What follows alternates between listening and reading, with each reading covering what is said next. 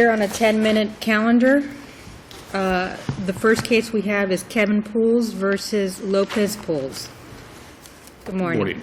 Dirk Lorenzen on behalf of the Appellate, Kevin Puls. I'd like to reserve 3 minutes for rebuttal. 3 minutes. Good. Thank you. I think the legal issues are well set forth in the briefs. The issue before you is whether or not the trial court erred in finding that you could award permanent alimony in a 2-year marriage solely on the basis of whether or not the wife is capable of working because she is illegal in the United States. But before we start down that path, address the Applegate problem, the absence of a transcript. Because it seems that there are some factual issues about what the former husband did when he did it, that kind of thing. All of those factual issues have to be decided adversely to the former husband. Mm-hmm. You have to assume for this purpose of this appeal, that the former husband is as evil, as nasty, and as bad as possible. You start by conceding that. Absolutely. And then you say under 61.08, when we look at exceptional circumstances, that would not embrace what happened here, the father's, for lack of a better word, snitching to the INS. Exactly. Whether or not that is the issue you have to decide. Snitching to the INS, and as the trial judge found, that the wife's only need for alimony arises because she cannot work legally. Mm-hmm. And is that enough of an exceptional circumstance to award permanent alimony? And I think the only thing I could add by oral argument, as beyond what's stated in the briefs, is the current cultural context. We have a bill that was passed by the legislature, which the governor is about to sign. And this case has been discussed as one of the reasons why that bill is necessary. Right, but that bill would be not retroactive, so it's really not appropriate for our consideration.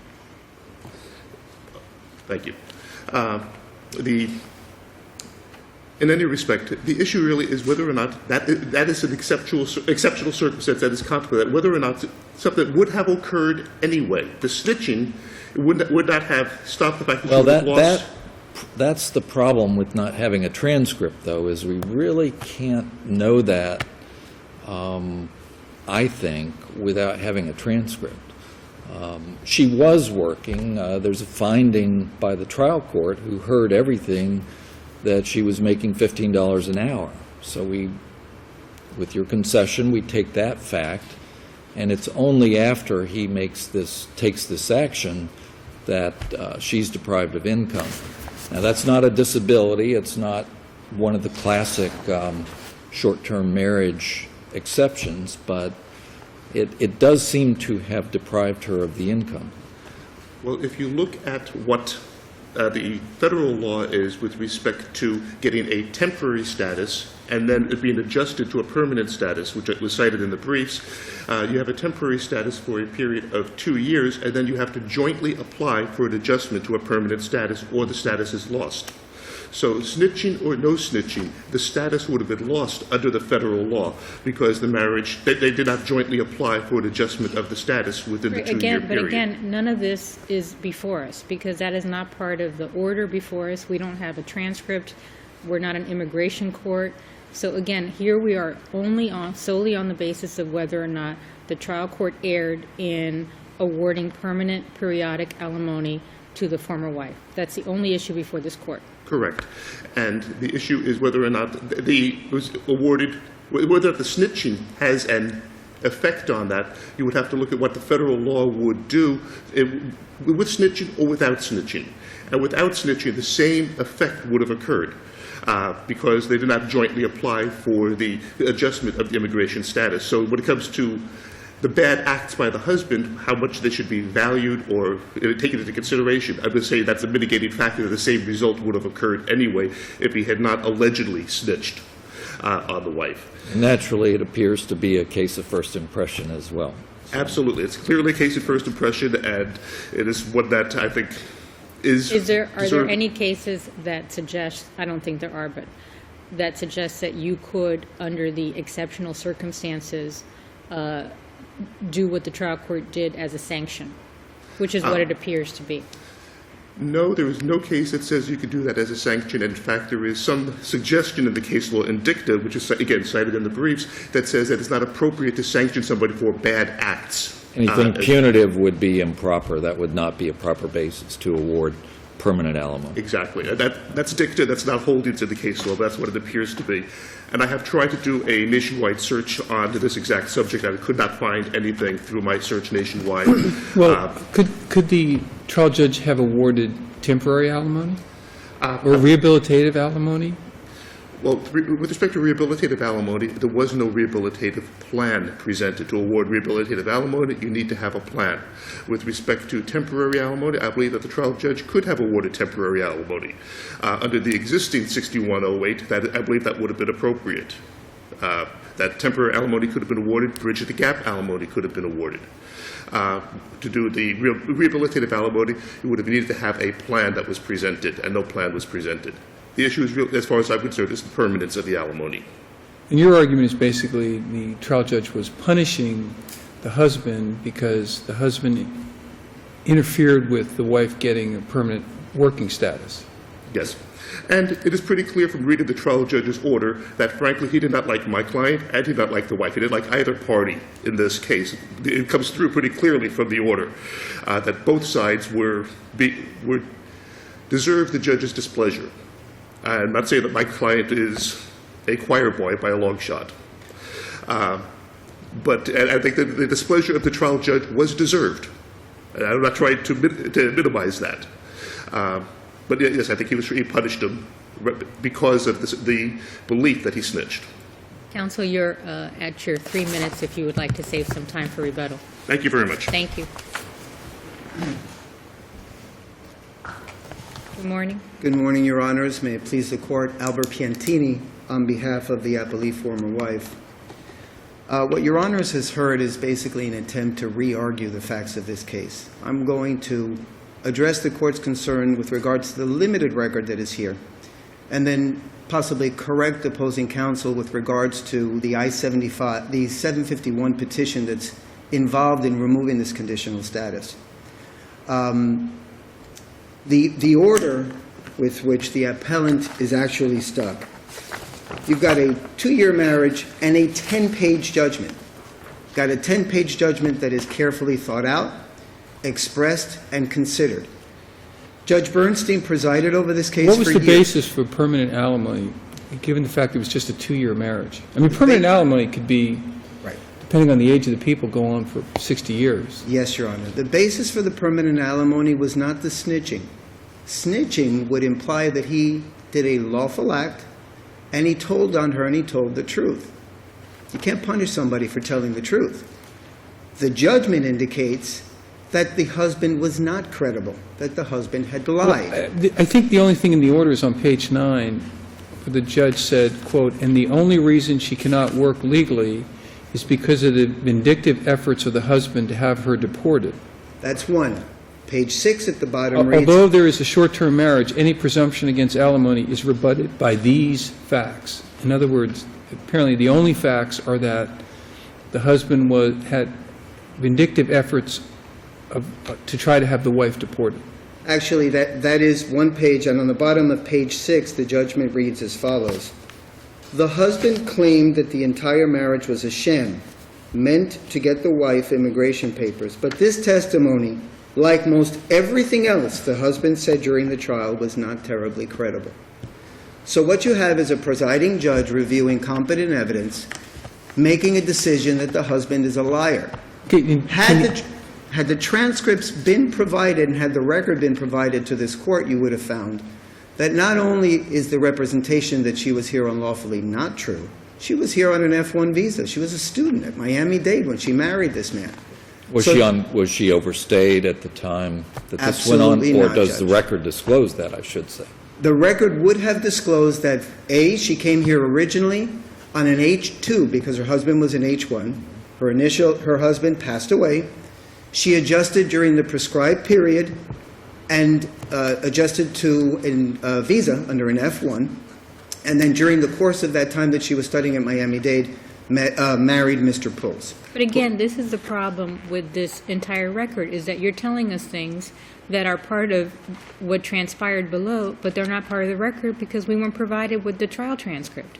So again, I'm not saying that what you're telling us is not true or accurate, but as a appellate court, we would like to verify things for ourselves. And unfortunately, we can't because, and it's not your burden because you're the appellee, you're not the appellant. So clearly, we have an Applegate problem here, and there's no way for us to resolve this issue on whether or not this is proper or not proper because we don't have enough information. I fully agree with the court. It was an intentional move, I believe, not to attach the transcripts because the transcript and the record would have directly refuted the allegations made on appeal. Well, more than that, let's just come back to the central question, which is, are the circumstances that this trial judge described exceptional circumstances as a matter of law? They are, Judge, because the only thing more insidious than what Mr. Puls did to his wife during the marriage to preclude her ability to work, sustain herself, and take care of her child would have been to put her in a wheelchair and then allege that the wounds were self-inflicted. No different. Mr. Puls lied about her status, lied about the marriage.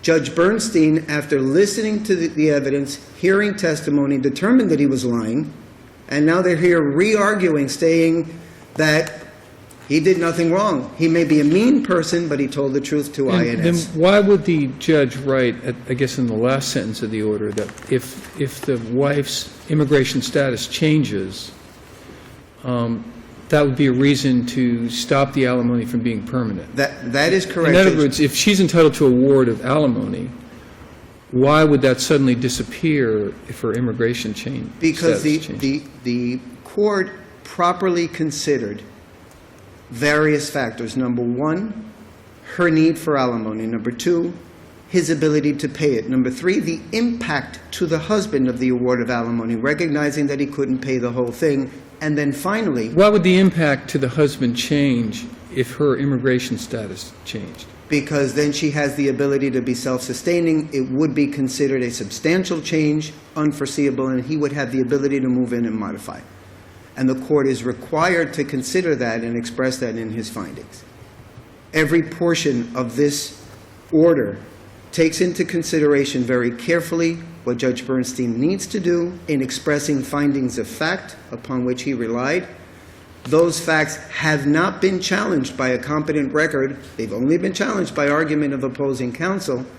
And he's asking that this court supplant, replace, second-guess a judge that sat and heard this evidence, sat and heard the trial, and understood and determined that Mr. Puls was lying. But this order does seem to suggest that the trial judge is saying the husband, as you pointed out, lied. He's a bad person for lying, not credible. And the husband was a bad person for reporting his wife to the immigration authorities. That's a moral judgment. Let's assume for a moment... But the order seems to reflect that moral judgment, and it does seem to say, and you know what, we're going to whack this guy with a punitive alimony. And that's not really the purpose of alimony. Judge, I agree with the court. He can dislike Mr. Puls, express his dislike to Mr. Puls, and yet get to the right result. Doesn't yes. Okay, and that's exactly what we he go did. back to why do you need alimony? Why would a 2-year marriage lead to permanent alimony? Because she would have otherwise been able to take care of herself as recognized by the court's findings, but for Mr. Puls' act. He didn't do something. Had Mr. Puls...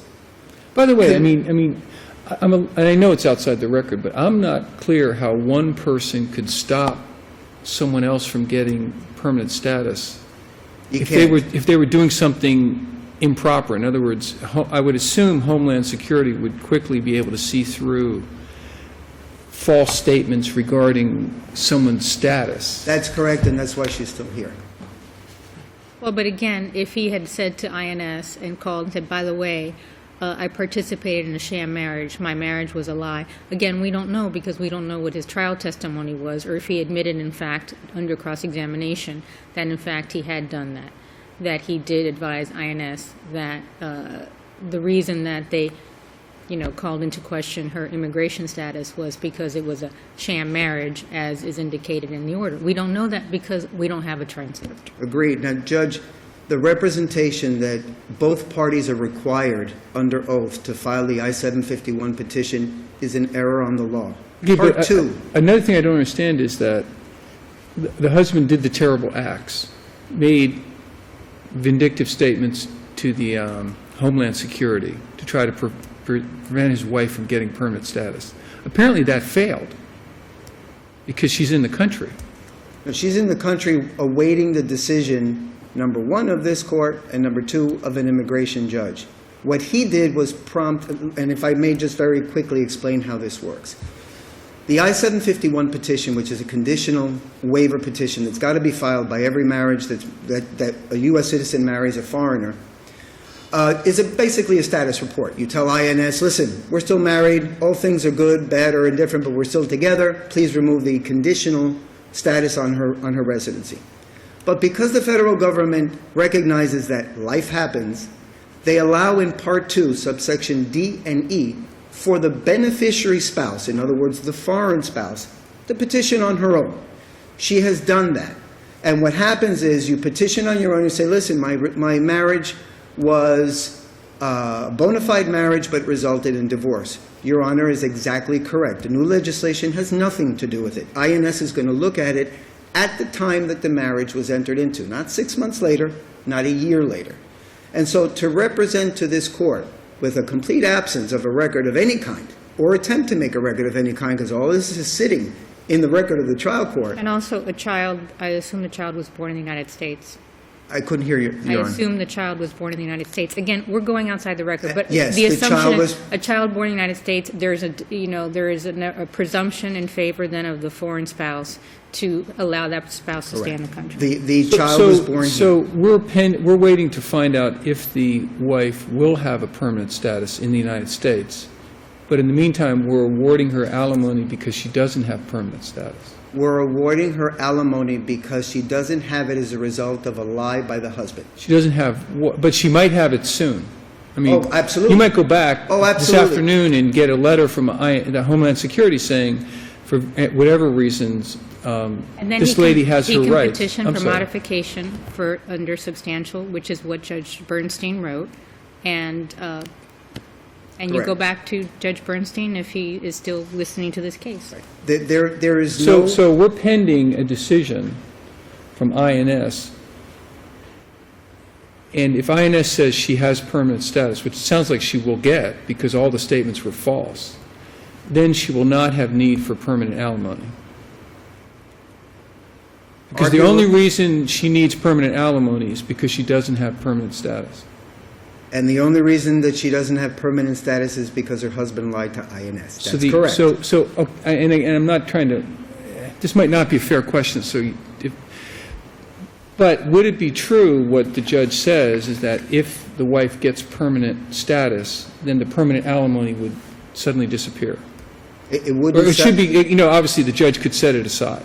It would not suddenly disappear. I think Your Honor was correct in noting that it would constitute a substantial change in circumstance. The husband would have the ability, or former husband would have the ability to go to court, seek a modification of the permanent alimony on that basis. And at that point, the judge may very well, has a myriad of possibilities. He can say, okay, so now you'll pay her temporary until she's on her feet, or you'll pay her 6 months rehabilitative until, now that she's got a working permit, till she gets back on her feet. The idea for the award is not to punish Mr. Puls. It would be incorrect to punish Mr. Puls. The idea of the award of permanency is because Mr. Puls is the one responsible for the impediment. Had it not been for Mr. Puls' lies, we wouldn't be here, she'd be working, and we would all be doing something, or at least I would be doing something else. So that's what's going on. It's not punishing Mr. Puls for being a horrible person, which we'll stipulate.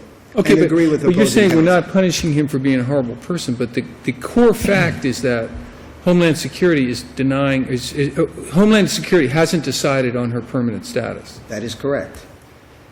and which suggests that it was within the husband's power to cause Homeland Security to decide on permanent status and grant her the permanent status, which again, it seems like that might be outside his control. I didn't understand if there's a question there, Judge. Well, the wife is, I guess I have a hard time tying permanent alimony to the wife's immigration status, when the wife's immigration status may or may not change.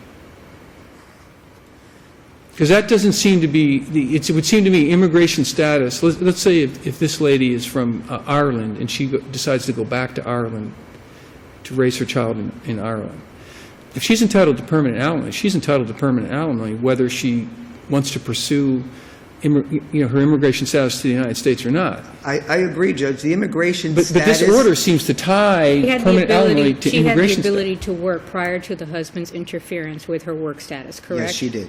And once the husband interfered with her work status, she was unable to work and therefore support her child. That is correct. Counsel, we've let you go over, and obviously you would ask us to affirm. Thank you. Your Honor, Chief Judge, can I ask one more question? Yes, of course. But if, let's say the wife, hypothetically, the same factual situation, someone decides to move back, the wife decides to move back to Ireland and not pursue immigration status in the United States, would that change things?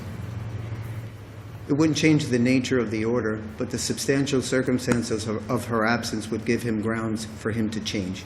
She would have abandoned her claim of residency. So As therefore such, the abandoned her condition- claim to permanent alimony. The condition would have changed. She's no longer seeking she's no longer seeking the ability to stay in the U.S.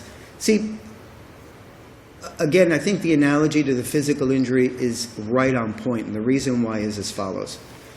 The lack of immigration status is the result of the injury. The cause of the injury is what's at issue. He lied, it caused her damages. As a result of that, he needs to take care of her.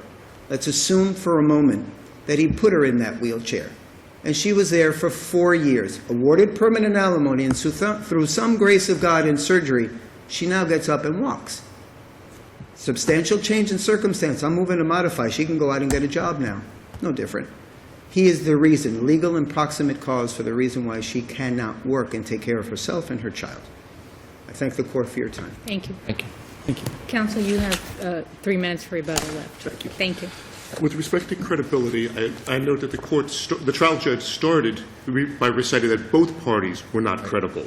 It's clear. It's clear in the order that the trial judge disliked both parties. There is no requirement in this order that the wife seek to adjust her status. If the principle that sets forth in the trial judge's order is generally applied, that anybody that marries somebody that does not have permanent status and then divorces could be required to pay permanent alimony for the rest of their life, based upon the principle set forth in this order.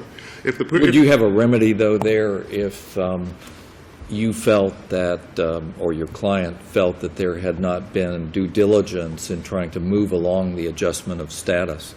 Then you'd have a remedy, wouldn't you? Wouldn't you be able to come in and say, well, she just wants the alimony, she's not moving to get her status adjusted? I don't believe so. Not based upon this order. This order doesn't say she's required to do anything. That would be a rehabilitative alimony award, where the rehabilitative plan is for her to adjust her status. But that's not what occurred here. This is permanent alimony till the day somebody dies, unless if there's a change in circumstances. Right, but clearly, obviously, up until the time that she's clearly not, for whatever reason, because again, we don't have the transcript. So this is a hypothetical on my part because I don't know the entire facts of the situation here. My assumption is that because the marriage is no longer valid, it's been terminated, that she now has, she's here in the country, for lack of a better word, illegally, because she doesn't have a visa or anything that says that she's entitled to be in the country other than her child, and that she's subject to deportation proceedings. Again, that's my assumption. I don't know that to be a fact. So I would assume that she would want to stay in the country with her child and not have herself deported without her child. So I'm assuming that she is moving to have her status adjusted, which is why obviously he interfered with the immigration proceedings to let them know that the marriage was a sham. Again, these are all assumptions on my part because I don't have a trial transcript to inform me as to what exactly transpired. Understood. So I'm assuming that she wants to have her adjustment, and the argument that you're making is not valid in my opinion. However, if it's applied, this court's required to create general principles that are applied to all cases, and so like cases get decided alike. What distinguishes this case from any other case where an American citizen marries somebody that is not an American citizen, they apply to have their status adjusted, then they divorce before that occurs, and the status is made illegal. In every one of those cases, should the American citizen be required to pay permanent alimony? What makes this case radically different? If the fact of divorcing results in the change. But counsel, if I could, why didn't you file the transcript? Frankly, I took this case on without getting paid in the trial court. I paid for the expert witness at the trial out of my own pocket. I was not going to pay any more money out of in this case. I believe that there was an injustice with this part of the order, and I do a lot to try to accomplish justice. But there's a certain point where I'm not going to reach into my pocket any further. I hear you, but I guess all lawyers should keep in mind that, when you're reviewing fact findings, the transcript is almost always necessary. Absolutely, I understand. The trial judge made it very clear about how many days of trial that there were in this case, including all the preliminary hearing. It would have cost me a fortune. I know, but the problem is, the judge found exceptional circumstances. How do we know the exceptional circumstances don't exist if we don't have the transcript? Well, he's required to make findings as to the exceptional circumstances. And the finding that he made is there's only one exceptional circumstance, that she cannot work. That's the only exceptional circumstance he found. That's the only circumstance. And if that's the only circumstance, that same concept applies in every other case. Well, let me ask you a question, because the hypothetical that opposing counsel gave is sort of an interesting one. Let's assume, for purposes of argument, that in this case it wasn't an interference with immigration, but instead it was what sometimes happens is spousal abuse.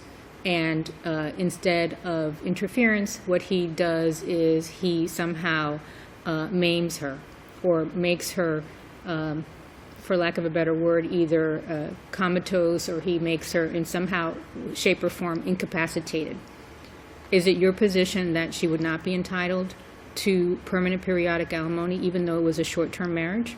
No, and I'll go even one step further. It is my position that even if he did not cause any injury, if she had a car accident with a stranger and she was permanently disabled after being married for 24 hours, she would be entitled to permanent alimony. That is the kind of exceptional circumstance that does apply. But being in violation of federal law, I don't believe it's the exceptional circumstance that applies, and that's really the question. Right, but the question, because we don't have a transcript, we don't know why she was in violation of federal law, because if the reason that she's under violation of federal law because she's under investigation because it was a sham marriage, when in fact it wasn't a sham marriage, since he obviously had a child with her. So again, so what is the difference between that and what transpired here? Because the only exceptional circumstance found by the trial judge is that she cannot work because she's in violation of federal law. That is the only circumstance that was found. It was not that, and that is, as far as I'm concerned, not an exceptional circumstance contemplated by the legislature in the statute. Okay, thank you. Thank you for your time today. today. Thank you very Thank much. you. Mr. Lowe, it's a pleasure to argue before you for the first time. Thank you. The next case we have is U.S. Bank